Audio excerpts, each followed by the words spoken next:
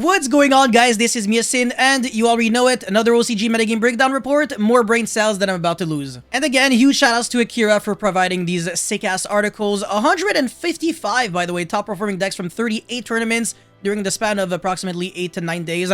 I don't know, I can't count, I'm stupid. And 155 is actually more than what we usually have because the other breakdown reports, this is like 99, the other one is like 70-something, 71, so it's really not that much, but this is definitely very representative and accurate sample, so this is something that we can take into consideration for future deck building, future reference for the TCG. Anyways, before this video starts, make sure you like and subscribe, check me out on Twitch and Instagram, all the beautiful fun stuff, blah, blah, blah, blah, blah, and now let's get right into it. Alright, so remember Tier Laments when we thought that it was gonna be dominating the OCG even after the ban list? Actually, that's not true. I literally said that it was gonna be garbage. It's pretty good. It is still dominating the OCG. For some reason, I don't understand how the deck can still be that good without Kit Kalos, with like one share in, one like freaking everything, and now in the TCG we have the same freaking thing.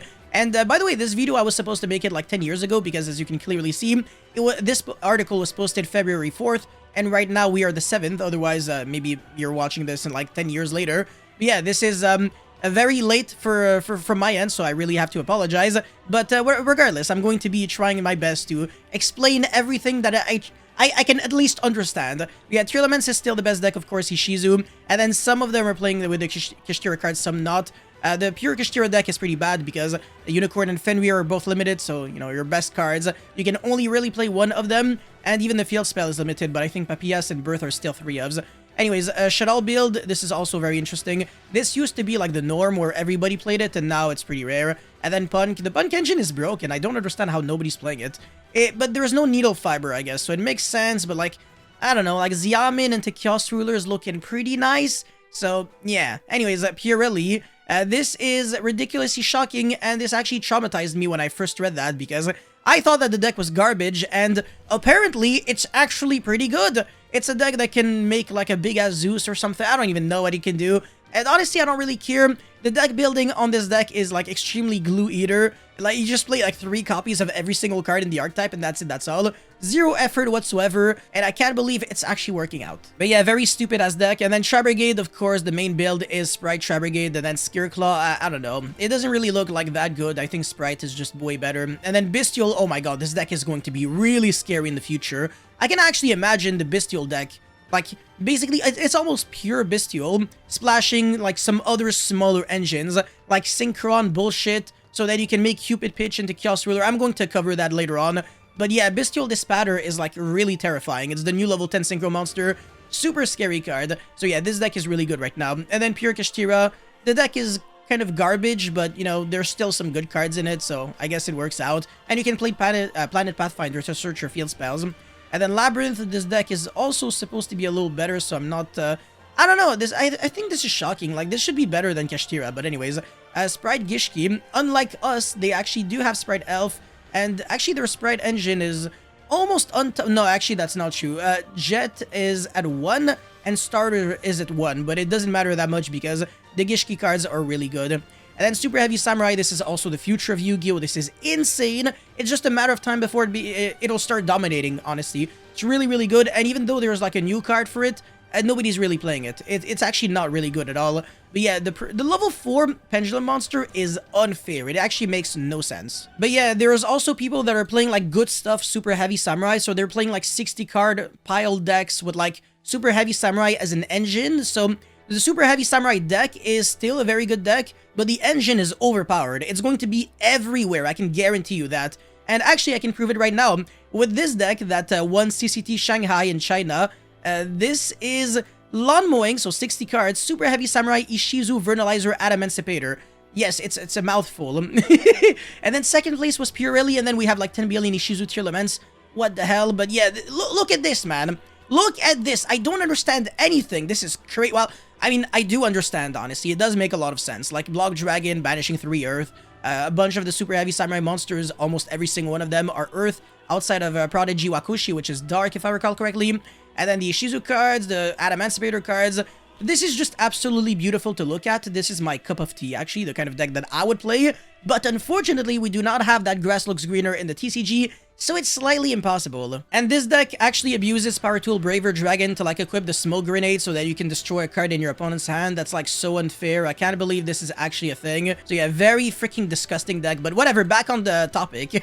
So after that, we got Branded. Okay, Bestial Branded. That's Despia, by the way, in case you didn't know. And then Bestial Dragon Link. I don't know, man. This deck will never die. A Runic Stun. Okay, very interesting. That used to be so much better. Like, this is nuts. And then Exorcister. This deck also used to be better because it had like a quote-unquote good matchup against Tier Elements, but things changed very fast because more decks were introduced that were kind of designed to beat Tier Elements, such as Kashtira, actually, and Runic Stun, in a way. But anyways, Lawn Mowing Super... Oh, that's the deck that I just covered. Lawn Mowing Super Heavy Samurai, Ishizu Vernalizer, Adamancipator. And then Traptrix because the new structure deck is really, really good. I think I already made a video on that, but I can make like a revamped version again if you guys are interested.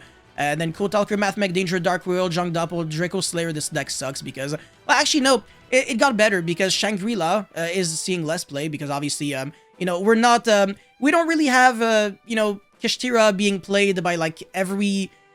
The thing is, Shangri-La locking a zone is really nasty, so if people are playing Kashtira in the format, Pendulum decks in general are just way less good. Anyways, Eldritch, Flunderies, blah blah, Generator, Splight Evil Twin Bear statue bullshit, Bestial, who cares, and whatever. I mean, Taylor Knight, I was expecting it, like, to be not good, even with the new support. Sky Striker, even though the ban list helped it a bit, it still doesn't change jack shit, and then we've got, like, some random ass, like Mana Dome, for example. The deck doesn't have enough support at the moment, so like, it makes sense that it's not tier 1 yet, but yeah, all of this just, to me, doesn't shock me at all, and yeah, I definitely can see the logic. But anyways, tier elements, this is very interesting. So, actually, it's not really interesting, but people are main decking the triple tactic talents and tasking. I refuse to call it thrust. Oh my, it's so ugly, because a lot more people are playing bestial monsters now. And the reason for that is because the Bestial deck is seeing play, and it's a really, really good deck, even when you're not really drawing Bestials, because you can actually dig for them.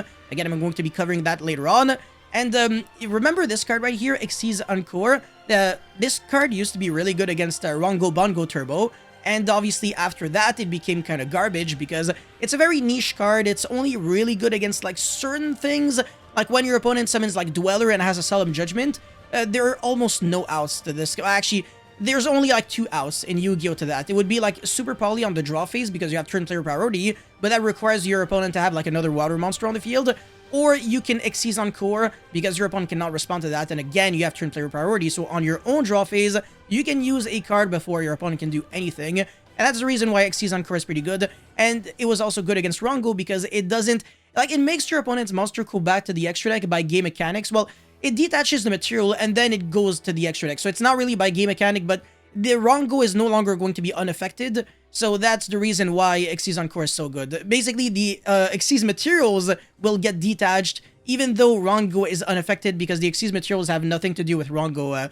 You know, Rongo making the monster unaffected. Rongo makes itself be unaffected, not the materials be unaffected. And a very similar thing is being explained here. So Purrely is another top tier contender, blah blah blah. Xyz Encore is really good for removing the Purrely Xyz monsters, so you can use them on the draw phase, blah blah blah, etc. And yeah, even though one of the monsters I think would be like unaffected or something, it doesn't matter. So yeah, since Purrely Noir no longer has the effect that makes it unaffected by your opponent's activated effects, it would be returned to the extra deck, and monsters among the detached Xyz materials would be special summoned from the graveyard to the opponent's field. This relevant effect is basically the same shit as the Rongo Bongo. So this is what I explained, it's just that it took like 10 years for me to explain it, and this guy right here, Akira, the man, the myth, the legend, was able to explain it in like 1 paragraph because he's smart and I'm stupid. Anyways, let's proceed because this is just like another freaking boring ass version of tier elements that I've seen like way too many times. However, I guess this is not what you typically see because this is the Shadal build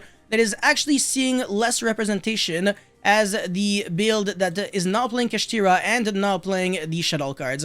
So in a way, this is almost interesting, but it's not. And yeah, alright, for Purrely, I'm not even going to try to pretend like I understand anything about this deck. This is extremely mindfuck, and I'm really confused. But look at this deck building, man. 3 of this monster, and then 3 of that, and then 3 spells, 3 spells, 3 spells, 3 spells, 3 spells, and then 1 spell, 1 trap. I don't understand. Like, how come there's no 2 ofs, there's almost no 1 ofs, everything is a 3 of? I don't know, to me, it doesn't seem right. And even the hand shops, like, the utility cards are also super boring. It's just like hand shops, and then Prosperity, Called by the Grave, Talons, Dark Ruler. Is this what modern Yu-Gi-Oh! Really has become? You just, like, take a random deck where, like, the cards are good on their own, so you just play, like, 3 of everything, and then you just add, like, freaking the best hand shops that you can play because you're, like, a gorilla that can't know... You don't know how to deck build, so you just do the exact same thing every single time. Oh my god, this is the exact same issue with, like, Salamangreat and Sword Soul. It's just, like, you have your core engine with, like, every card is just really good, so you play... Basically, you're maxing out almost on every single good card, and then you just add, like, hand shops. There's no mix of other interesting strategies, so the deck building just looks, to me, insanely low effort, honestly. But I really don't understand what this deck does, so yeah, I guess it's now seeing a little bit more optimization. And actually, this new card is really interesting, the Sky Striker Iggy Azalea. So you can actually destroy cards on the field when it's link summoned, which is really cool, because you could be destroying your own cards. And now you might be thinking, but yeah, I nobody cares about destroying your own cards. Well, not really, because if you can make Dagda and then Azalea destroy your own Scythe, then it's, you know, it's basically a Scythe log that doesn't require, like, cards that are banned, such as Needle Fiber into TG Wonder Magician. You can't do that. And nobody really wants to play Artifact Sanctum into Scythe. Well, at least not in the main deck. And in the side deck, I haven't seen that in a while, honestly. Well, actually, I see it every now and then, but it is rather rare. But this card right here is really just played for, like, utility. Just removal, and that's it. And I guess the monsters in this deck are fairy, so that's the reason why the Agent Link monster is being played. I don't really know what it does, so again, I have no freaking clue what is going on. Geonator Transverser, very freaking interesting. I'm really confused. And then Zeus being at 1, I don't know if that card is like the main boss monster of the deck or something. But in the TCG, maybe with Zeus being a 3, this deck might be even better. Or maybe this deck is going to be even worse because Maxi is maybe the only reason why it's good. I have no idea, but if you do not suck with the deck, please let me know how it functions because I actually suck with it. Anyways, Tri Brigade, even someone with a really low IQ such as me would be able to understand how it works because, again, this is another one of those stupid-ass glue eater decks, very simple. You just play a bunch of the Tri Brigade cards that are good, and then you play the spread cards, and then you play utility cards, and that's it, that's also very simple deck building as well. But this deck, at least, is a little more fun. Not really. Is Tri Brigade a fun deck? I don't know, you let me know. But Dark Ruler is being played again. It's really good, actually. And if you... You know what? There's another card that is actually seeing play now. It's Anti-Spell Fragrance, because this card protects you from Dark Ruler, and it's actually really good against Super Heavy Samurai because they need to activate a Pendulum card in the form of Prodigy Wakushi, which is really funny because imagine setting Anti-Spell against a deck that is a 60-card deck with only 6 spell cards. It looks really awkward, right? Well, it's not because this monster is, like, just insane, and you're always trying to go into it, so by activating Anti-Spell, you're making this card really worse. The Soul Piercer, I think that's the name, and then the Bike is going to be worse, and even this boy right here, and then obviously this card is going to be doing nothing, but this card is like a Garnet anyways. Well, it's Attack at Tumborg. In a way, it's a Garnet, but whatever. And also, when you're playing Crossed Out yourself, you're protecting yourself from Dark Ruler, but that doesn't really matter too much, honestly. And this deck is just an overall decent deck, doesn't really have that many good matchups. And now this is the closest thing there might be to an unfair deck. This is a true combo deck that I do not understand yet, but I know what the cards do to a certain extent. So obviously, the Bestial Monsters, everybody knows about them. And then the Sprite cards, and this card right here is Ringo Worm, the Apple Something Dragon. I think it's this card, so really cool. It's a level 2 monster, how convenient, oh my god, I've seen that before. And it's a tuner, wow, what a coincidence, because if you have that in a Sprite monster, you can make Cupid Pitch, 2 plus 2 is 4. Yeah, I know, it's shocking, right? I think at school they teach you that 2 plus 2 is 5 or something. But anyways, you can only use the first and second effect of this card's name once per turn. If there is a face-up non-effect monster on the field, you can special summon this card from your hand. You could actually special summon it, but you need, like, tokens for that. But, you know, sometimes it might be your normal summon. Anyways, during the turn you synchro summon a synchro monster. You can banish this card from the grave, special summon 100 Apple token. If this token is used as a synchro material, it can be used as a tuner. Not too bad, huh? That's actually a pretty good card, not gonna lie. So, yeah, imagine this in a deck where you also have Chaos Ruler still. You can make Baron super easy. You can also play Shinobi Necro, which is a level 2 so that you can send it off of Sprite Sprint. That is what is being explained right here. And now you might be thinking again, why is Kaliga Claw Crow being played here? It is a searchable monster off of the Cupid Pitch because Cupid Page has to search monsters with like very specific stats. And this card, I think, can actually search Nemesis Corridor, which is a 1-card Colossus, if you have a card in the Banished. That's really scary. And I have no idea what the hell this card is. I think it's just a level 6, like, vanilla monster for Ready Fusion, so that you can summon the Bestial monsters and then make a rank 6 or something. Not really, but rather normal summon a level 2 and then make Chaos Ruler. So yeah, and also this is a level 2 normal monster for Ready Fusion again. Very good card, actually. It's actually, in a way, it doesn't matter that Instant Fusion is not being played because you're really just trying to summon bodies on the field so that you can summon other stuff and synchro off and play from there. But this is a very freaking spicy deck. The kind of thing that I can absolutely imagine we'll see play in the TCG. Just maybe played differently. Maybe a 60 card deck with like 0 hand traps and just gas. All gas, aggressive as hell. But yeah, this card also is just really dangerous. I don't know what it is, but it's just like a lot of special summoning and stuff like that. It's a Synchron monster, I think. So yeah, I don't know if it's explained here, but yeah, I couldn't really do my own research on this because I've seen like this card being played once against me, and I was getting like demolished by someone. But the deck was like super heavy samurai, and now it's just like this card's basically being played in like every deck, right? I don't think it's in this deck, but yeah, whatever. It depends on the build, I think. But yeah, very just scary deck overall. If you don't know what the cards do and you have to like start reading them, like mid-duel, you know you've lost. Anyways, Xyz Encore again in the side deck. So yeah, this deck plays Xyz Encore. This one doesn't. This one does, but only at 1. And then this one also does 3 in the side deck. So everybody is respecting Purrely now, which is funny because I don't respect it. But if I have to respect it, unfortunately, I will. But yeah, in conclusion, Tearlaments is still the best deck, but Purrely is actually doing much better. And then Droll and Logbird is actually being played. That's crazy because it's not really being main decked, it's only being sided. Like, yeah, this deck is being siding it, this one as well, and this one as well. So everyone is siding Droll and Logbird. And also Dark Ruler is gaining in popularity as well. So nobody's really doing like lingering negation, like Artifact Scythe and Dweller and stuff like that. And a bunch of those decks actually don't really...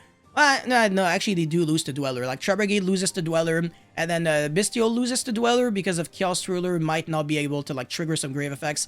But it actually doesn't matter too much. Like, obviously you're losing out to the grave effect of Ringo Worm, and you're losing out to like what? Like, you're not even losing out Lubellion, so it really doesn't matter that much, honestly. I think this deck can definitely play through Dweller, and I guess, if anything, Tearlaments might want to turbo out Baguska more often than Dweller. It depends on the situation, but yeah, very wacky-ass format. I'm very confused, and so are you probably. But thank you very much for watching. Don't forget to like and subscribe, and I'll see you guys very soon. Peace.